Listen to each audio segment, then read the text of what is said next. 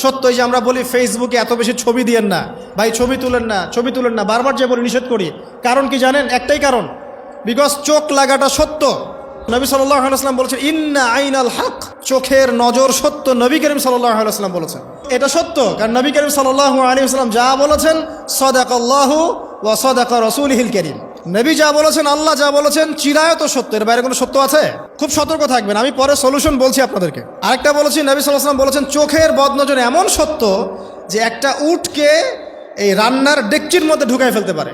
একজন সাহাবী গোসল করছিলেন, গোসল, এটা হাদিস সহিহ, এই আলেম ওলামা যারা আছেন তারা জানেন যে এই হাদিস সহিহ। একজন সাহাবী গোসল করছেন, তার গায়ের চামড়াটা খুব সুন্দর ছিল, একদম স্কিনটা অনেক সুন্দর, থাকে না এমন কিছু মানুষ? আচ্ছা, এখন আরেকজন সাহাবী এই গোসল দেখছেন দূর থেকে, দেখে বলছেন যে কি চমৎকার তার শরীরের রংটা, যেন কুমারী নারীর মতো, অনেকটা এমন একটা কথা তিনি বলেছিলেন। সাথে সাথে এই সাহাবী অজ্ঞান হয়ে পড়ে গেছে। কোন সাহাবী? যিনি গোসল করছিলেন। এখন এটার আপনি কোনো ব্যাখ্যা দিতে পারবেন না, তো এখানে কোনো সায়েন্স দিয়ে বা মেডিকেল সায়েন্স দিয়ে আপনি কোনো ব্যাখ্যা করতে পারবেন না। একটা ব্যাখ্যা দিতে পারেন, কিন্তু কেন সেটা হলো সেটা আপনি অ্যান্সার খুঁজে পাবেন না। তো নবী সাল্লাল্লাহু আলাইহি ওয়াসাল্লামের কাছে নিয়ে যাওয়া হলো তাকে। তিনি বললেন যে এই ব্যক্তির ব্যাপারে কি কেউ ভালো মন্দ কিছু বলেছিল? তখন একজন সাহাবী বললেন হ্যাঁ, অমুকে বলেছে এর স্কিনটা অনেক সুন্দর, ওকে ডেকে নিয়ে আসো। ওকে ডেকে আনা হলো। ডেকে আনার পর নবীজি তাকে অনেক শাসালেন, তোমরা তোমাদের ভাইদেরকে কি মেরে ফেলতে চাও? তখন এই সাহাবী তো অবাক, আমি আবার কখন মারতে চাইলাম ইয়া রাসূলুল্লাহ, আমি তো মারতে চাই নাই, আমি তো খালি বলেছি যে তার গায়ের রংটা অনেক সুন্দর।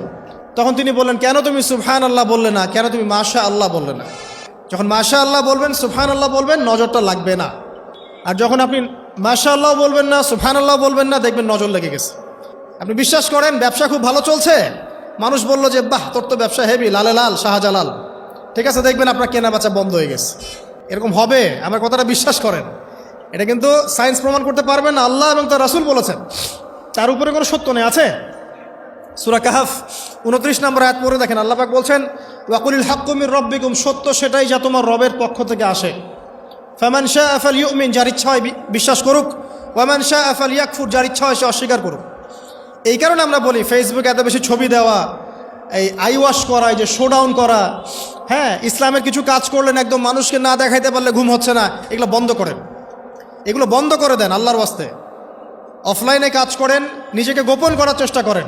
যত বেশি মানুষের কাছে নিজেকে এক্সপোজ করবেন, কাজের বরকত কমে যাবে, কাজের বরকত কমে যাবে, চোখ লাগবে, নজর লাগবে।